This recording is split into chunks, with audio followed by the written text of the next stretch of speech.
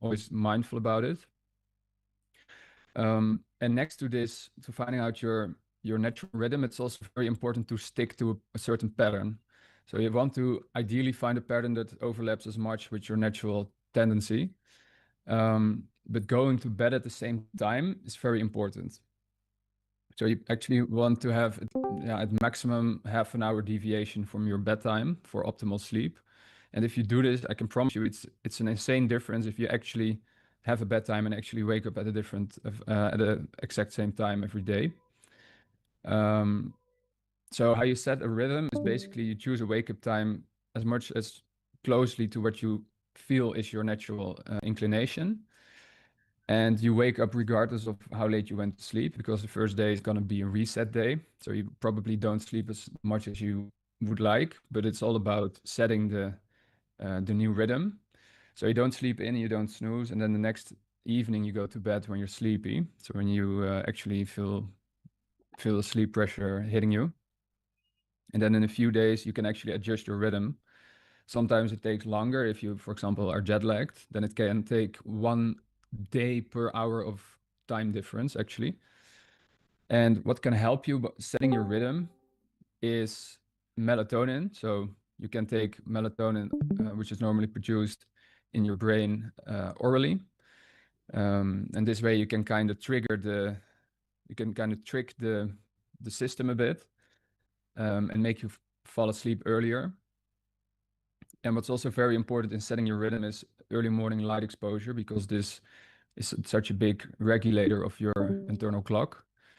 And preferably you want daylight.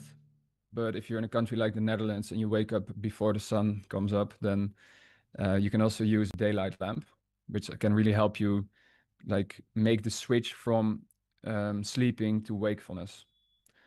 Because if you don't have a clear switch, this can be one of the issues why people feel very groggy in the morning, is that they kind of are in a half awake, half sleepy state. And you want to have this distinction as good as possible, because then you really are asleep when you're sleeping and you really are awake when you are awake. And if this gets shifted because of a bad rhythm or because of lack of light exposure or other issues, then you start feeling this shimmer zone between awake and sleeping. And this is something that you really don't want, especially not when you're trading. Then the sleep environment is very important. Like I said, blue light exposure is is the enemy of melatonin, basically, because it breaks down melatonin. So you want to, for ideal sleep, you want to dim your lights 1.5 hours to 2 hours before bedtime. Or what you can do is switch them to a red light source, because red light has little, like the effect of red light on your melatonin is way less. And I personally also use an app called Flux. So on all my screens, this app will slowly turn my screen into a yellowish color. So, and it goes gradually, so don't really notice it. But then this really plays a role in lowering the blue light exposure in the day. What also is very important is the air temperature and the air humidity. So ideally, you don't want to have a too cold and not too warm bedroom, because your body temperature needs to drop before you really fall asleep. This is one of the main things that kind of has to happen for you to fall asleep or sleep well. So you definitely don't want to have a too warm environment. And the humidity also preferably is between 40 and 60, because if it's lower than 40 and you're breathing the entire night in this dry air, then this is gonna irritate your airways, and it can cause you to feel, how do you say, like, it causes irritation, and this irritation kind of doesn't need to wake you up, but it can make you feel less sleep less deep, let's say. Also, investing in a good mattress is very important, because you spend like a third of the day there. So invest in time and money in searching for a good mattress. And you want to use your bedroom preferably only for sleep and sex. Like, don't do any work there, because your brain is going to associate it with activities. And if you just use your bedroom for these two activities, you just have kind of the right sleep environment, and subconsciously this will help you get better sleep. regarding the right habits, it's important that you sleep like as continuously as possible. So if you have to pee at night and go out of bed for that, you can first of all try not to drink as much water before you go. And if this doesn't work, then you can also try a tiny bit of salt before you go to bed, because salt will help you to retain water. It will make you pee less during the night and you'll just pee in the morning. But only do this if you are cardiovascularly healthy. So don't do this if you have any heart failure issues, please. Also regarding meals, you don't want to go to bed hungry, because hunger is a very strong trigger for your brain to stay awake.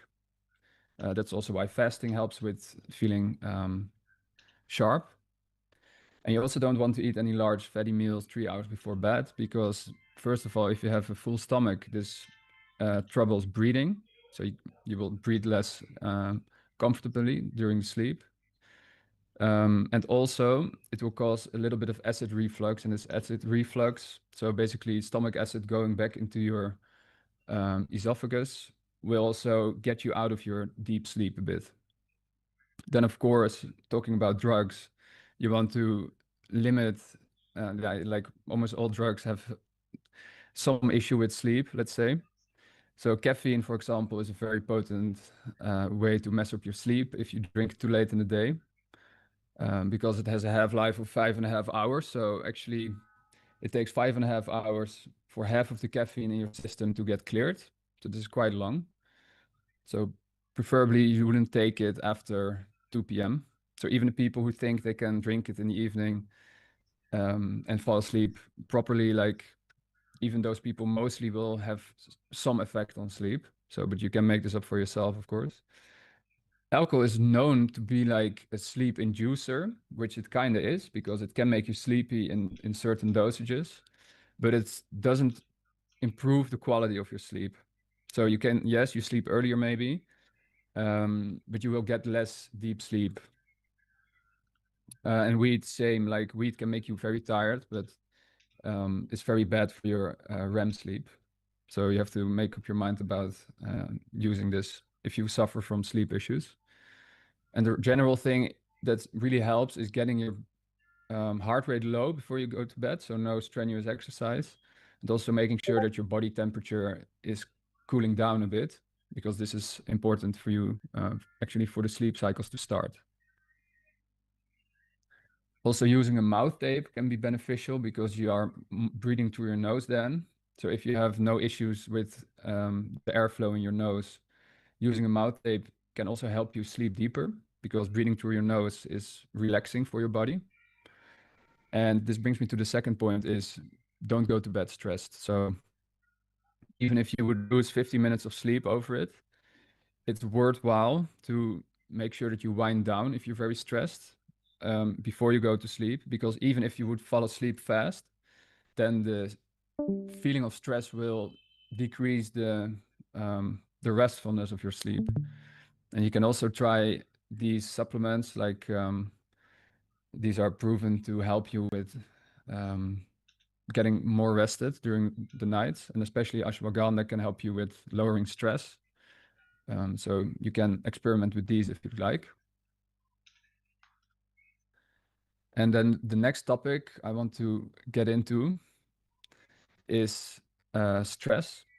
So stress in the 21st century is, you hear it all the time. Everybody is kind of stressed in some sense or another. So I'll talk a bit about the physiology. So which processes are taking place, and what is good stress and what is bad stress. We'll talk a bit about why it is bad and how it can be bad for your trading performance, and also how you can deal with it. So what you have to know is that people used to live in a pretty chill world for the longest duration of our existence, because we evolved in like a world where we sometimes had a very stressful time, where we would have to survive a cyber, like a saber-tooth tiger, something like that. But for the other times, it was mostly just finding food and just sitting. So there would be very high stress situations in a world with otherwise not very much going on. And our bodies are also kind of designed for high stress situations, so that stress really peaks. You get kind of superhuman for a little bit of time, and then it drops, and you get into a recovery state. And this is how it always used to work. Like you have a moment where you are stressed, you get adrenaline, you get cortisol, your body is made to fight and or to flee from an enemy. And then afterwards, you go into the other state of existence, which is the rest and digest state, where you basically are just chill. And the issue of today is that there's no real big dangers anymore, but the day has constant small stresses, which together cause you to kind of stay always on. So a lot of people notice this, that they kind of have a lot of chores to do and then work, etc., etc. And you have social media that's drawing attention.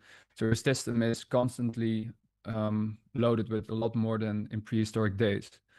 Also, they find out that researchers found out that the amount of decisions that we make in a day in these times is like around 30,000, while in prehistoric days it would be maximum 1,000.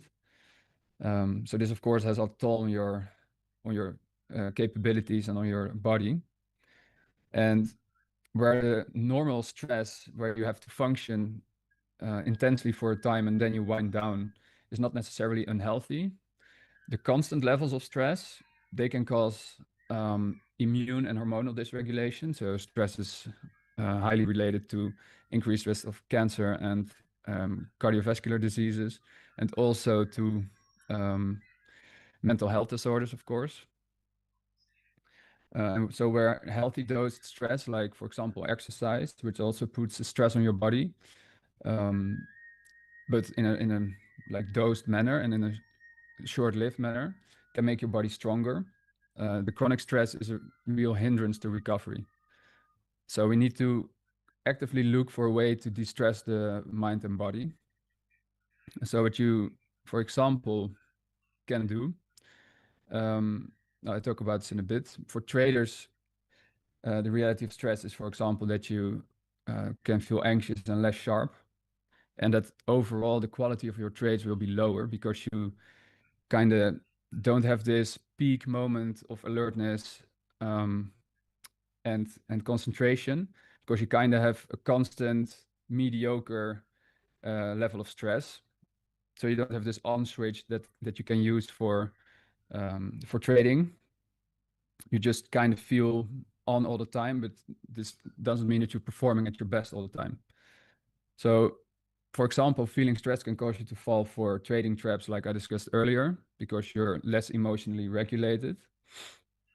And what you actually want to feel when you're trading is that you feel like sort of excitement, so not real stress, but more like excited and sharp. And that is not what you have when you actually are stressed all the time.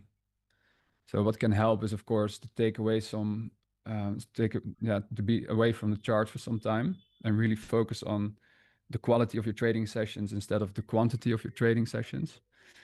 Because, like I said, also during your time away, your brain will, like especially during sleep, will reinforce your skills, and you will have a better emotional regulation as well when you get back to the charts and you feel well rested. So in dealing with stress, there's a few tactics that you can use, but what it's basically focusing on is, like I said, you have to go from the always on mode. So this feeling of constantly having something to do and constantly having something on your mind, which kind of gets you sort of jittery, anxious energy. You want to go to complete restfulness. So in the body, it kind of works. We have a central nervous system, which is like autonomic nervous system, which is divided into two parts, which is a bit of underlying theory that I want to get out to you, but you have to check what you want to do with it.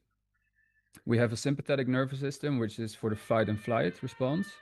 And we have a parasympathetic nervous system, which is for the rest and digest mode. So when there is no stress and no dangers going on. And so if you want to get your body out of the stress state, you need to get your body into the parasympathetic nervous system state. So these are things that you can do for that. Like you can start stretching, like I explained already in the first episode. So if you're interested, you can review that. Also, massages can be a way to get stress out of the body physically and to relax your muscles. And what's also very profound in reducing stress is breathing exercises. And there's, of course, breathing exercises are very well known from certain religions in the East. But there's more and more attention for them in recent Western medicine as well. And for example, the Navy SEALs also use a technique called box breathing, where you basically breathe in for 4 seconds through your nose. Then you hold your breath for 4 seconds. You breathe out for 4 seconds, and then you wait before you breathe in again for 4 seconds. And if you do this a few cycles, then this activates the parasympathetic nervous system. So the anti-stress nervous system, let's say. And it can reduce heart rate and blood pressure like immediately. So if you want to experiment with this is quite interesting. You can check for yourself that your heart rate will drop after a few, with a few beats after you do this for a few rounds. And if you do this consistently, if you're suffering from stress, then it can improve your mental clarity and also your ability to sleep better at night. So what's also important to know is that there's, of course, no real distinction between physical and mental stress because the body and mind are very much connected. But when you are having stressful thoughts, then your way of thinking about these thoughts also influences the effect of them. So what I mean by that is that the weight you give to certain stressful thoughts actually also influences how much these thoughts affect your body. So one thing that you can do for if you are having stressful thoughts or anxious thoughts, for example, about a trade, you can kind of reframe it. Like if you're kind of feeling stressed for a trade, you can kind of reframe it into feeling excited. So then you give it a different meaning. And physically, it's been proven that people who do this mental exercise are less prone to burnout and also less prone to the physical effects from stress. Then for the final part, where you like take some time off the charts, I'm going to discuss 2 recovery tools that you can use and implement in your daily life that can really up your overall health and also your performance as a trader. Because you have, of course, the recovery part of sleep, you have the recovery part of meditation, but also by putting your body through a little stressor, like actively, you can actually make your body stronger, like I talked about earlier. So by, for example, by going through sauna, what you can do, sauna has many health benefits actually. Like it is very well studied in Finland, because Finland has like more sauna than people pretty much. So everybody there goes there. And what I found is that sauna decreases all-cause mortality. So meaning that like it kind of makes you live longer. It decreases your cardiovascular disease risk and your risk of Alzheimer's. And it is also in the modern world one of the best way to detoxify. So there is a lot of toxicity pressures going on in the environment. Like we all have PFAS in our bodies. In the Netherlands, actually an article came out that everybody in the Netherlands has too much of that in their bodies, according to the health regulation. So everybody's poisoned basically. And then of course it's not one toxin, it's like multiple toxins. So you have PFAS,